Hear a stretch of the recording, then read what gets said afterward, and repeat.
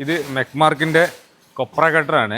നമുക്ക് ഒരു മണിക്കൂറിൽ 150 മുതൽ 200 വില വരെ കട്ട് ചെയ്യാൻ പറ്റിയ ഒരു കൊപ്ര കട്ടറാണിത്. നമുക്കിത് വരുന്നത് 2 HP മോട്ടറാണ്. നമുക്കിത് കസ്റ്റമർ ആവശ്യത്തിനനുസരിച്ച് സിംഗിൾ ഫേസ് അല്ലെ 3 ഫേസ് ഏത് മോട്ടർ വേണമെങ്കിൽ കൊടുക്കാം. പിന്നെ ഇതിൻ്റെ ഒരു പ്രത്യേകത പറഞ്ഞാൽ ഇത് ഒരു ഹെവി മെഷീനാണ്. ഏകദേശം ഒരു 90 കിലോളം വെയിറ്റ് വരുന്നൊരു മെഷീനാണ്. പിന്നെ ഇതിൻ്റെ ഈ ഒരു സൈഡിലൂടെയാണ് നമ്മൾ എന്ത് ചെയ്യുക, കൊപ്ര ഉള്ളിലേക്ക് കൊടുക്കുന്നത്.